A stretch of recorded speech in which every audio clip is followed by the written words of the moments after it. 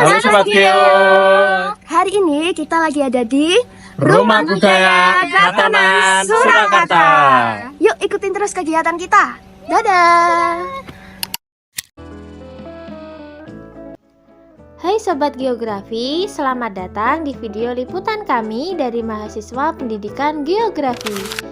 Kali ini kami mengajak kalian menjelajahi Rumah Budaya Kratonan Solo, sebuah tempat yang penuh dengan nilai sejarah, budaya, dan tentu saja nilai-nilai geografis.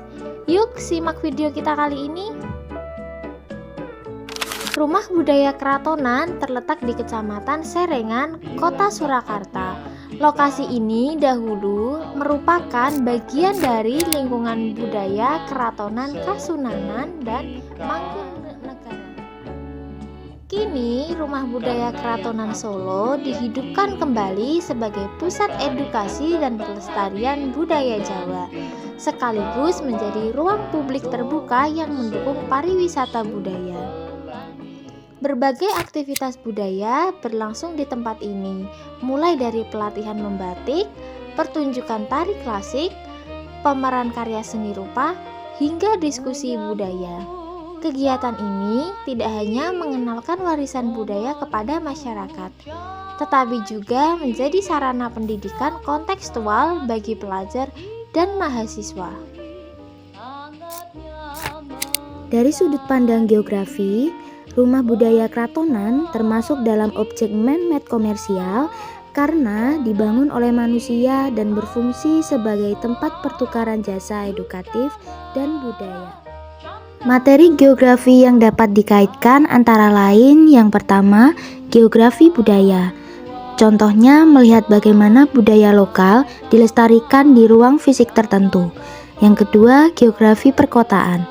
Contohnya peran kawasan budaya dalam struktur ruang kota.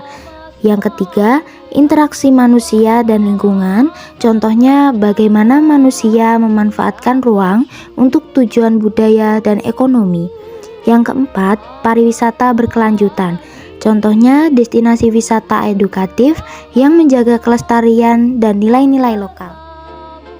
Jika dilihat secara spasial, Rumah Budaya Kratonan berada di kawasan padat kota Solo.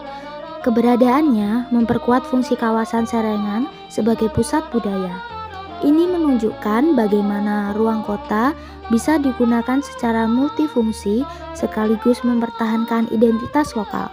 Peta lokasi dan penggunaan lahan di sekitarnya menunjukkan adanya keberagaman fungsi seperti pemukiman, edukasi, komersial, dan budaya. Ini cocok sebagai studi kasus dalam analisis tata guna lahan kota. Yang pertama yaitu ada ruang pendopo panel sejarah. Kita mulai dari ruang pendopo yang menjadi pintu gerbang pemahaman sejarah. Di sini panel-panel besar dipajang secara berurutan membentangkan kisah dari sejarah dunia, sejarah Nusantara, hingga perjalanan Surakarta sendiri. Panel pertama membawa kita menyusuri sejarah dunia dari masa prasejarah, peradaban awal Mesopotamia, Mesir kuno, Yunani, Romawi, hingga era modern yang penuh dinamika. Panel kedua berfokus pada sejarah Nusantara, menggambarkan kerajaan-kerajaan besar seperti Sriwijaya, Majapahit, masa kedatangan bangsa asing hingga perjuangan kemerdekaan Indonesia. Panel ketiga secara khusus menyoroti Surakarta, mulai dari berdirinya Kerajaan Mataram, perpecahan menjadi Surakarta dan Yogyakarta, hingga perkembangan kota ini di era modern.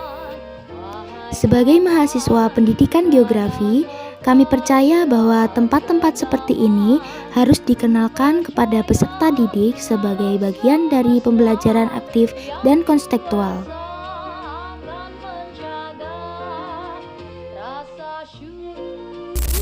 Yang kedua yaitu terdapat ruang dalam almari tokoh. Selanjutnya kita memasuki ruang dalam almari tokoh. Ruangan ini menyimpan koleksi penting yang menceritakan sejarah Keraton Surakarta. Dari sini kita bisa melihat bagaimana Keraton Mataram awalnya satu, kemudian terpecah menjadi dua kesultanan utama, yaitu terdiri dari Yogyakarta dan Surakarta. sebagai hasil dari perjanjian Giyanti pada tahun 1755.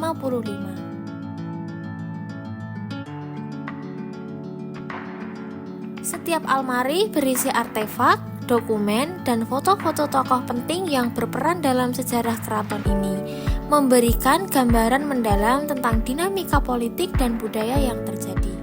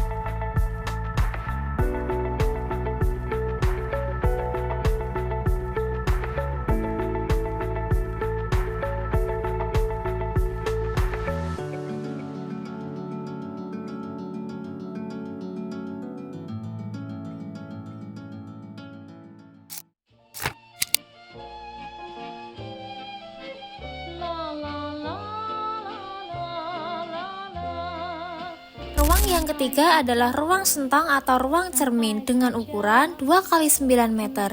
Dinding-dinding ruangan ini dilapisi cermin datar hingga ke langit-langit yang menciptakan efek visual yang memukau dan reflektif.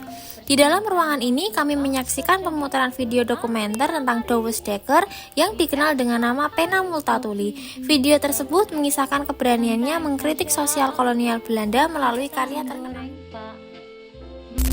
Selanjutnya, kami memasuki ruang gandok politik etis yang dindingnya didominasi warna merah, menciptakan suasana yang kuat dan penuh semangat.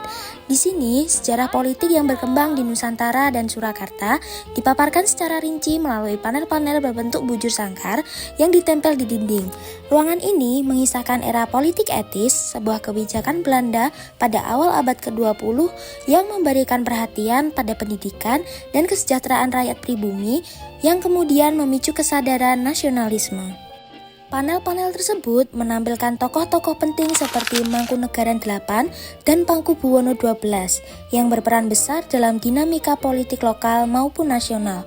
Melalui tampilan sejarah yang kaya ini, kami diajak memahami bagaimana politik etis membuka jalan bagi kebangkitan kesadaran nasional dan peran strategis para pemimpin lokal dalam menghadapi perubahan zaman.